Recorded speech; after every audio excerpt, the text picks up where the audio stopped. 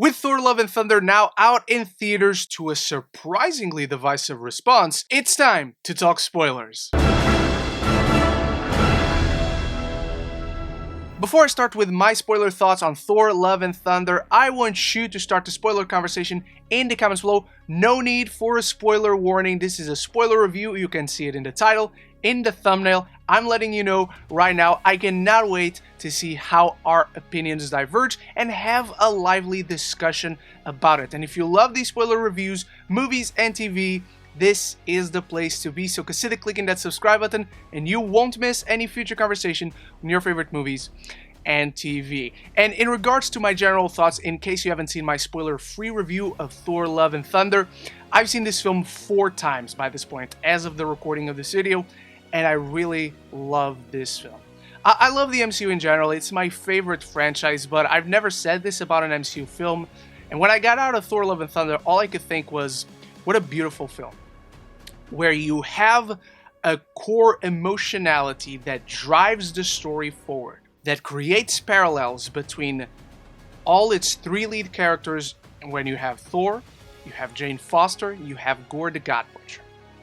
And you have all these interesting parallels, all this meat to the bone, all this under the surface themes that enrich the narrative of the film.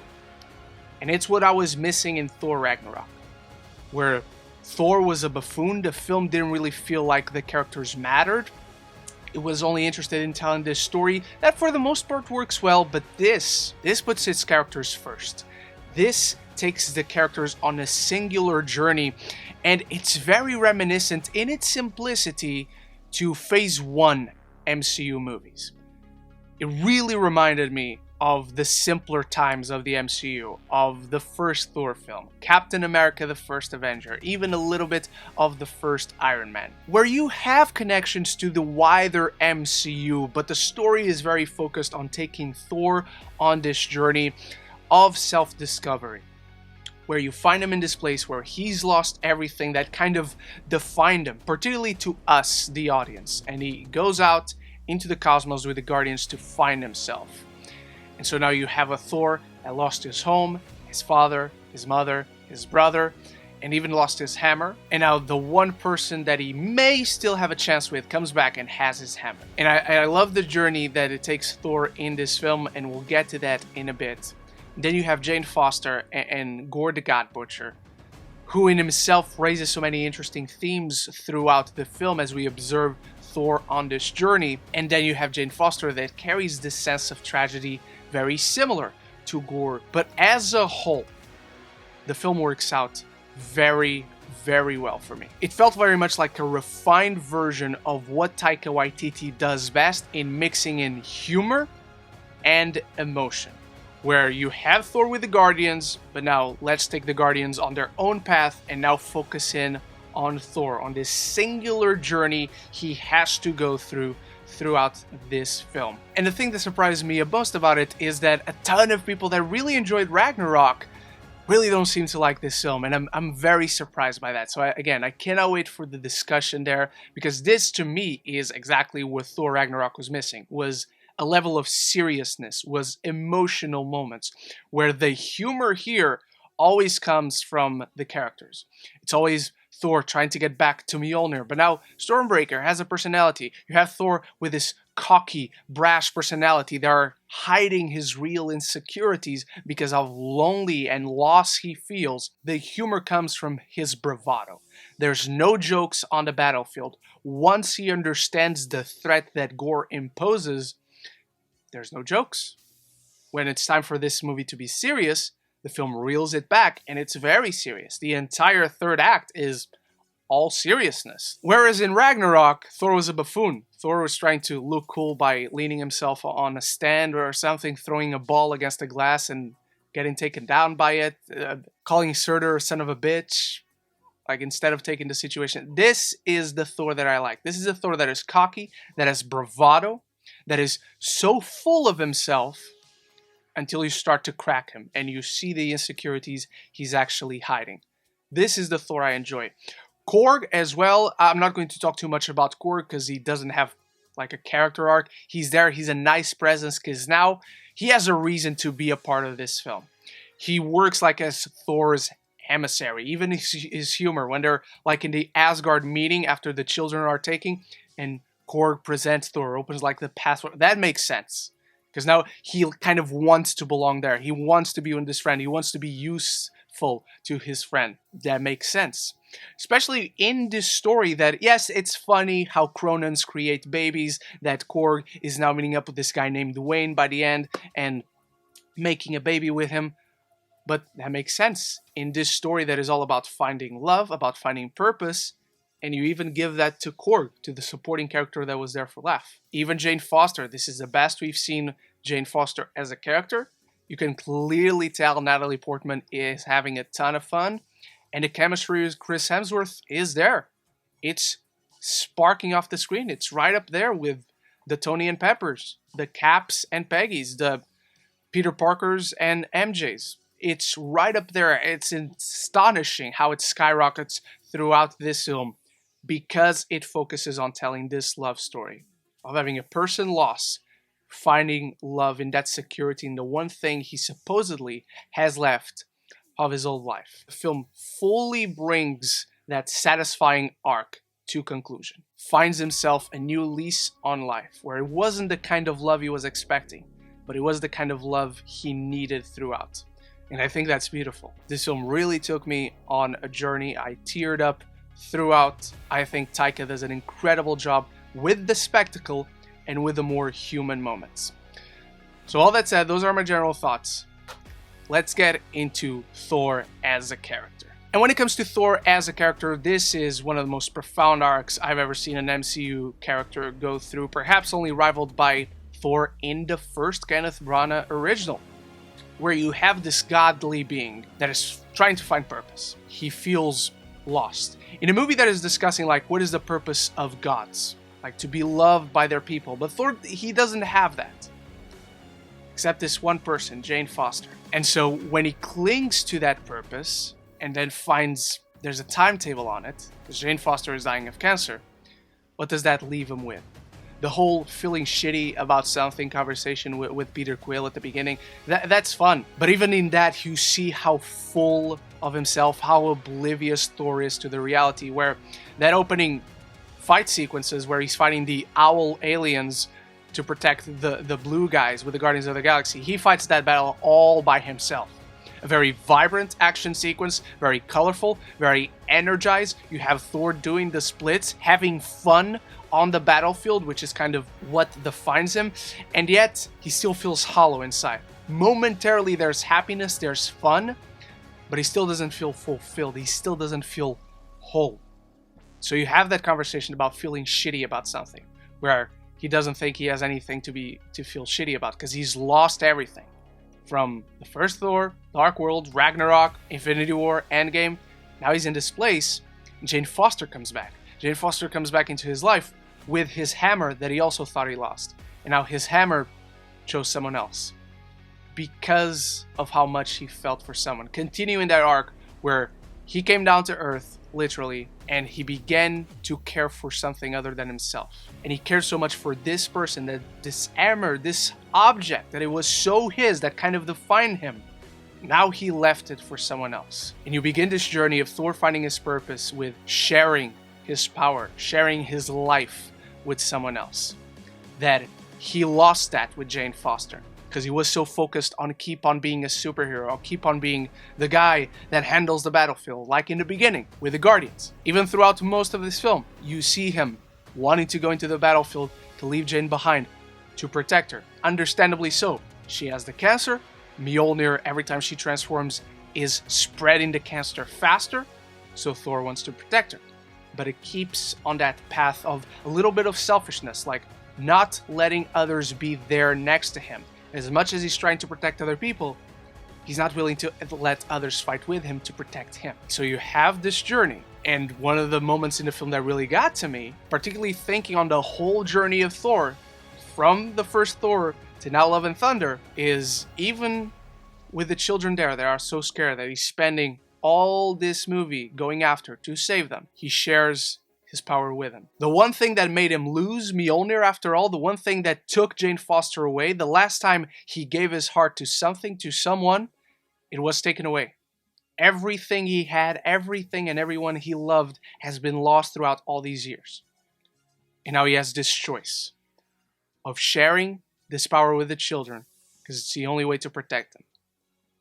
And he's still Thor. He still says for a limited time only, because he doesn't want to take his chances. That's Thor. That comes from the character. That's character writing done right. And he shares his power with the children.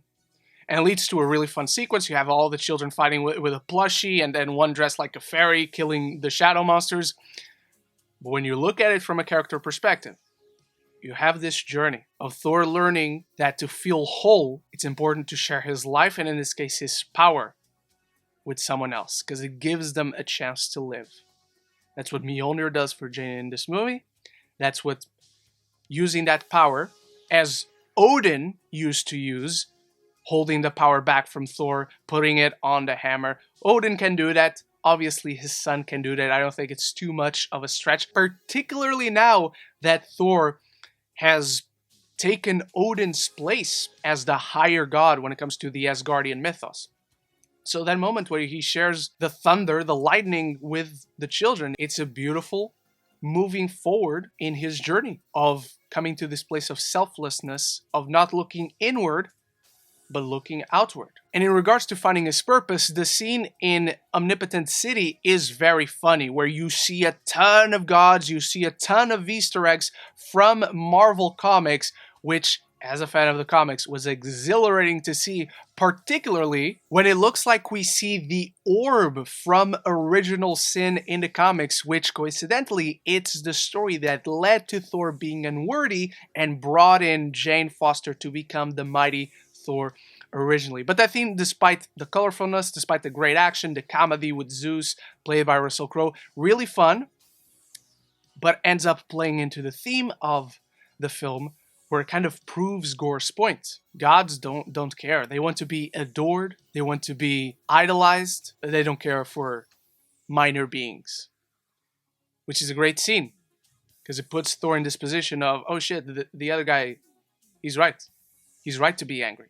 He's right to be murdering the gods, maybe. Because nobody here cares. Even in regards to other gods, they're killing low-level gods, Zeus says at one point. These divine beings that are so made powerful because of the adulation of mortals, and now they want to hide here because they don't want to help. They don't care. They're still in that place of selfishness that Thor was back in the original film. And so you put Thor in this moral compromise of, oh shit, Gorr is right. He's right in wanting to kill the gods, because that's exactly what they are. They're selfish. They don't care. And that encapsulates the entire film for me, where you have on the surface this veneer of fun, laughter, joyousness. But once you think about it just for a sec, once you look past that, just for a quick sec, you start to see the rich themes at play throughout the film, where you push Thor further away from this place of selfishness, where he doesn't even want to bring Stormbreaker back.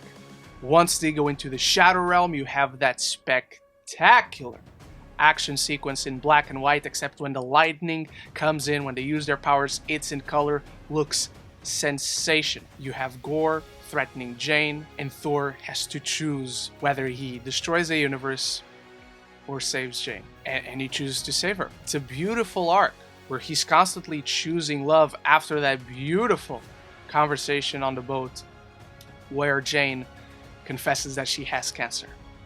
No jokes, just letting these two talk and encapsulate their arcs in the film. In this beautiful, serene moment between this couple that never worked before, but now it works. It focuses entirely on developing this relationship, where all the insecurities, all the bravado from both of them, who are putting up this mask of everything is fine, it's all good, blah, blah. And finally they unmask, they strip down, proverbially speaking, in front of one another. It's beautiful. It's a sensational moment for these two characters, and seeing how far they've come, not only in their whole arcs in the MCU, but just in this film, just in the journey that this film takes them emotionally, and how it challenges them emotionally. where they break down their defenses in front of one another. That's another scene that really got me choked up. Since I already mentioned her, let's talk about Dr. Jane Foster, Mighty Thor herself. For reference, coming into this film, I was never a big fan of the Mighty Thor run. Not that Jason Aaron doesn't do a great job, because he's one of the best writers out there. I never like in the comics when characters kind of become derivative. And in the comics, the inclusion, the introduction of Jane Foster as Thor has always felt like that. The way this film does that arc, the way this film includes her, never feels like it's a replacement for Thor. It's a part of this one story, particularly of this one love story, where she represents all of Thor's insecurities, all that he has lost, all the mistakes he's made so far come to life. And now they're there in front of him, but coincidentally, they're what's giving her life. She's on this journey where she wants to save these children because it's giving her a reason to live. This is something she can feel shitty about. Because you see her in the beginning, she doesn't do anything else besides focusing on trying to cure her cancer, which is stage 4 now. Like, the one joyous moment you see her have genuinely before that conversation in the boat as they're traveling to the Shadow Realm is the moment where this kid is reading her book and she gets to explain science to him.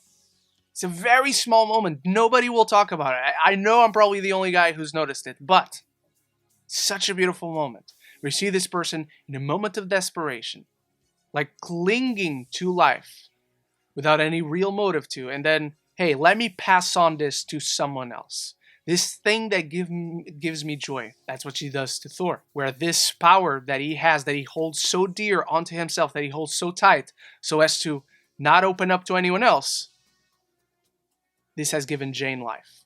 This has given her a respite of hope and a reason to live longer. To not just lie in a hospital bed waiting for the end to come.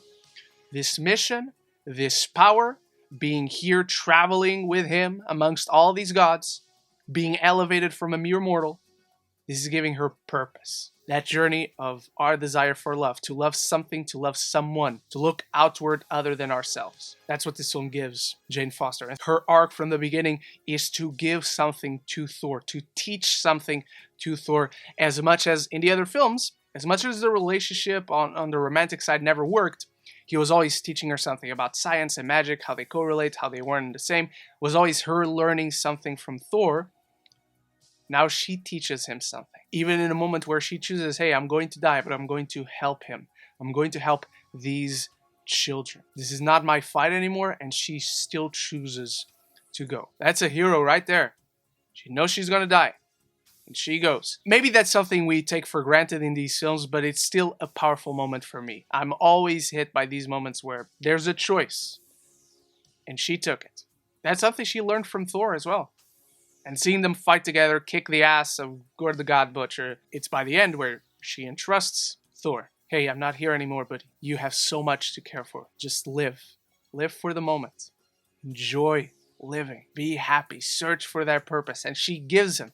Not directly, because it's not her, because she dies by the end, but she gives him that purpose. That's something to love. That's her contribution to Thor as a character. And by the end, the film does kill her. The film sends her off. It elevated her.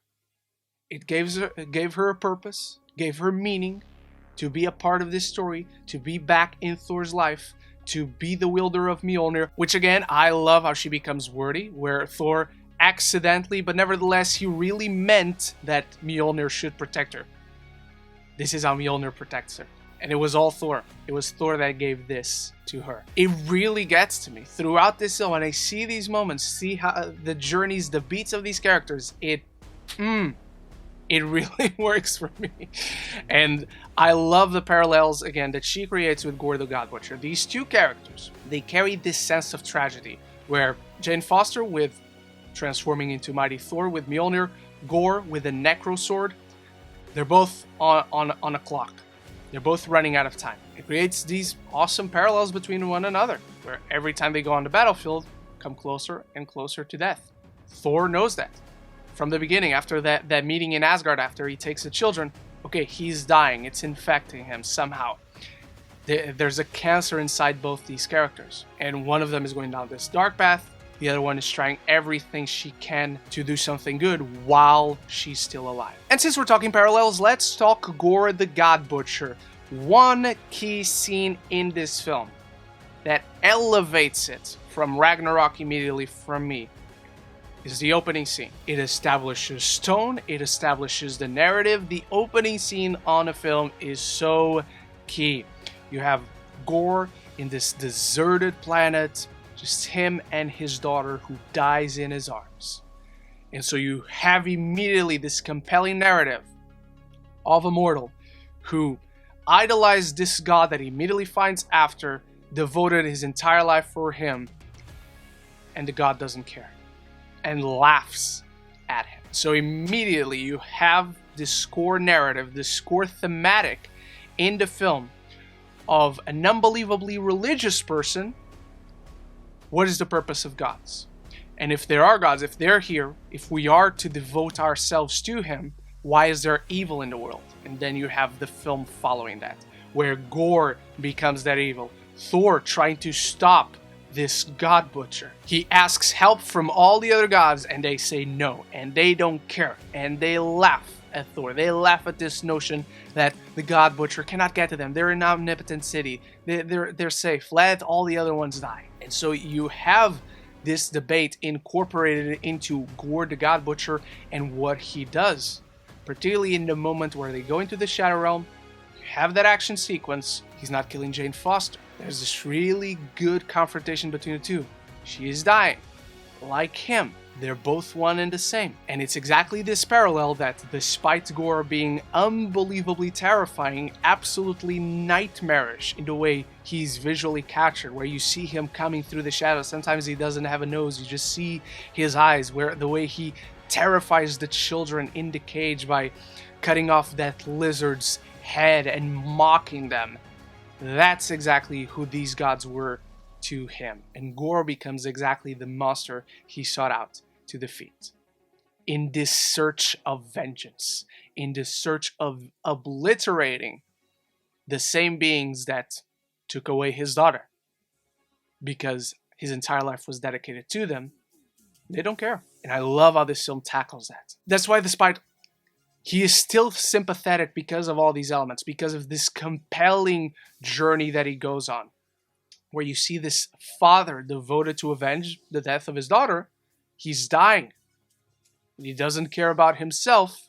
He kind of has this selfless motivation, and yet he's taking something away. He's using these children because he understands what they mean to a parent. And the fact that Thor goes on this journey, it's a point against Gorr's point that he's trying to make of gods being all selfless. This one isn't. This one, particularly in this film, he's learning throughout this journey, I'm going to save these children. Ends up sharing the power with them. Is learning through this human, through this mortal, about being selfless. Again, these interesting parallels where Gorr was devoted to this god, lost his daughter. God didn't care. Now Thor, with the help of this mortal, that is also teaching him selflessness, comes to the gates of eternity, which is a beautiful scene. And I never thought I'd see eternity in the MCU so soon. And we'll talk about that when we get to the final battle in a bit. But this is why I love Gorr the God Butcher.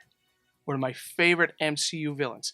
I wish we could have seen more of him with Thor on screen. I'm not saying we didn't get enough to define Gorr, to develop him. Christian Bale does a sensational job with his performance. He's creepy, but he is having fun because he hates these gods. He doesn't care. He knows he's not going to kill the children. They're just bait, but they're the bait that he knows people will come for them. But I wish we could have had one, maybe two more conversations between Thor and Gorr the God Butcher. We get one in New Asgard that really works as like how these characters are presented to one another. And you have Thor meeting up with Jane Foster for the first time, being shocked. And then you have the Shadow Realm, where Gorr just tempts him because he understands Thor cares for someone else. He uses that as a weakness. He uses that to attack Thor, to exploit him. again, becomes the thing he swore to destroy. The arc that this film pulls off with these two, there's real power. There's really something compelling where he's become absolute evil through this sword. That he was already evil. He already had his mind made up should he somehow survive that chokehold from his god. However, the sword enabled it. The darkness enabled it. Another parallel, Jane Foster, she gets a respite from the cancer with this weapon of Mjolnir, while the Necrosword is the thing that is infecting Gorr, but it's also the thing that enables him to have godly power. The thing that is poisoning him is the thing that kind of elevated him to god level. But now let's get into the final battle where Gorr takes Stormbreaker, he finds the gate to eternity and begins using Stormbreaker as the key, as the bridge to open it in this awesome location. The MCU movies, I love the MCU again, it's my favorite franchise. They have these awesome third acts that bring the emotion with the arcs of its characters and have great action and choreography, but then don't necessarily have the most interesting locations. I think an interesting location for your third act climax is always an underrated aspect of films and stories. Spider-Man No Way Home has the emotion, has the awesome choreography, has the incredible character moments, has an ugly ass location if you ask me. And I'm using that because it's a movie I overall love, but that location is ugly. This one, you get eternity. You get the Living Tribunal, you get Watu the Watcher, you get Lady Death, you get one Celestial. It looks like Arishem the Judge, but I don't know if it is, because the things on the side of his head look slightly different. And you have yet another character that I couldn't make out. But again, a ton of Easter eggs for the wider MCU that gives us a little glimpse at what the next crossover might be, particularly helped by the mid and post-credit scenes, which we'll talk about right up here. But that final battle, man, Gorr is just using Stormbreaker, Thor comes in with Thunderbolt, and you have Jane making that sacrifice of coming to help Thor. You have her bravado again, she's finally coming into her own as a superhero in a very cheesy catchphrase of "eat my hammer." But it's kind of what gives this some joy. Again, it's humor, yes, but it doesn't take away from the gravity, the tone, the level of seriousness in the situation, because it makes sense for this character. And there are a ton of elements in this final battle that elevate it to being one of my favorite final battles in the MCU. You get the interesting location, all the Easter eggs, you get the emotionality, you're bringing Thor and Jane into this cathartic moment in their journeys throughout this film, but also Gorr the God Butcher wins.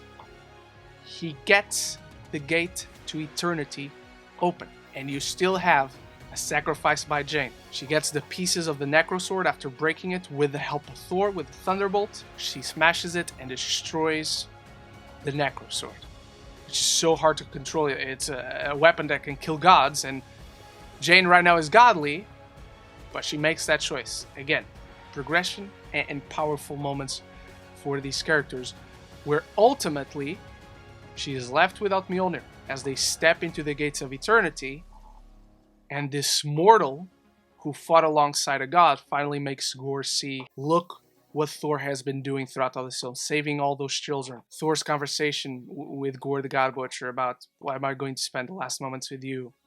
She's dying. Choose love, which is the whole thing Thor has been chasing throughout this film. It is the thing Gorr has been chasing throughout this film. And so you have this wish that brings Gorr's daughter back, born out of eternity. But it's too late for Gorr. It's too late for Jane. And you give a character like Thor, not the thing he wanted, not the thing he chased throughout this film, but the thing he actually needed. To care for something other than himself, but on this extra level. He had learned to love. He had learned to be selfless before. That's not what he needed. What he needed was to pass on his power, was to teach onto others what he was taught by his father. He does that with the children when he gives them his power with the lightning bolt, with the thunderbolt, sorry. And now you have this little kid, who is Chris Hemsworth's real-life daughter, by the way. I think that's really cute. And you have now love and thunder. You have Thor now becoming a dad. which the film gives little Easter eggs for that when Korg is narrating the backstory of Thor and Jane. Like, he wants to build this life with her. Doesn't build this life with her, but he builds it through her, where he finds himself in loving someone other than himself, in caring for someone other than himself, making up for the mistakes of the other gods. As a god himself, that's his purpose, to care for the mortals, like the other gods didn't seem interested in. And now he's caring for this one mortal in a very personal, specific way that gives him this growth, that gives him what he actually needed, what he chased. And now you see him, he's caring for this little girl, and he goes into battle with her. He doesn't do everything himself and then says, hey, good job, everyone, we did it. No. He waits for her, he runs with her, he gives her Stormbreaker. Now he has Mjolnir again. I know a lot of people will say, oh, what was the point in Ragnarok of break? I don't care, I'm just happy he has Mjolnir because Mjolnir is fucking awesome. This is an extremely cathartic journey. This is fulfilling so much, no matter how you just look at this film in isolation, but at every one of Thor's adventures in the MCU. Selfish to selfless. He didn't really have too much of an arc in the Dark World or Ragnarok, and then you have Infinity War, going through the depression in Endgame, finding a purpose in Love and Thunder. The final battle just encapsulates all these themes, all this richness in the narrative, all that emotion that propels the film forward, that gives it this forward momentum.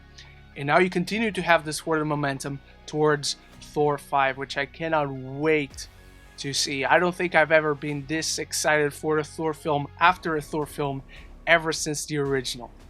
And this film accomplishes that because it's fantastical, it's colorful, it's cosmic, it's weird, it's wacky, it's very personal. Brings us back a little bit when it comes to character-driven narratives. This is very reminiscent of Phase 1. And again, particularly obvious in this final battle and in this ending of the film, which I really loved. Beyond the ending itself, we have a mid and a post-credit scenes, and I have done a mid and post-credit scenes explained video, and it is right up here if you want to check that out.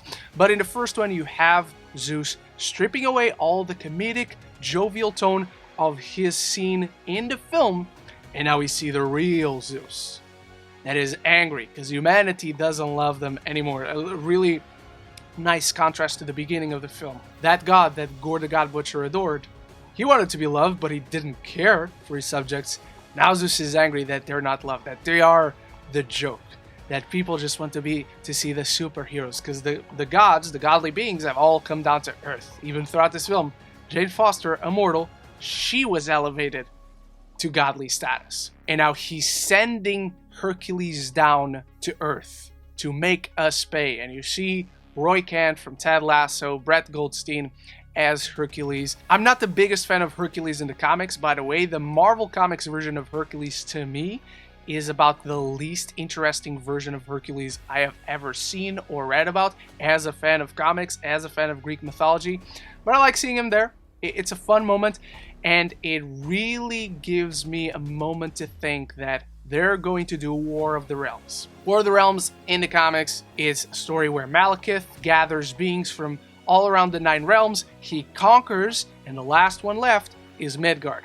Obviously, that's going to take heavy adaptation. Having now seen the film 4 times, I think what this leads to us believing is that gods from several different mythologies may be going to gather to come and conquer Midgard, or not even conquer, but teach humanity a lesson. Make them pay for not idolizing these gods anymore. The MCU has been doing some really nice parallel thematics throughout their shows and TV thus far, where we see very different afterlives in Thor Love and Thunder, in Moon Knight, in Black Panther, and has discussed the relationship between man and God.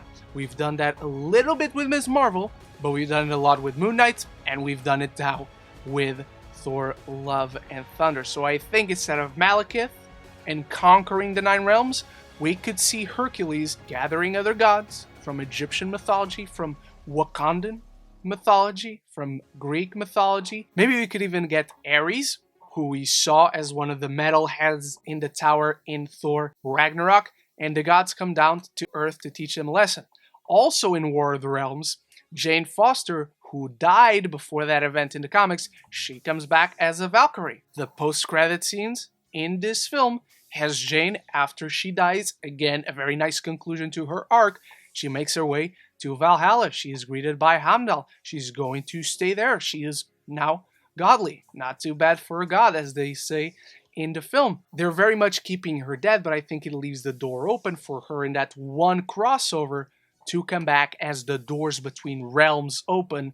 And if we're talking realms, we're probably talking afterlife and all that jazz, and we could bring that people back to life for this one event before we close out the gates between realms, which could also include multiverse stuff. These two post-credit scenes are quite nice. One of them gives us pause into maybe thinking, is this the next crossover? Is this just Thor 5? I think it's the next crossover. I think it's going to be the MCU's version of War of the Realms, which I'm quite surprised they're doing such a recent event, because War of the Realms came out in 2019. And the post-credit scene with Jane and Heimdall in Valhalla is just really nice, tying a bow around her death at the end of the film before Thor moves on and becomes Love and Thunder with the little girl. It's just a nice scene to close it all out. With all that said, again, having seen the film 4 times, I'm probably going back for a 5th.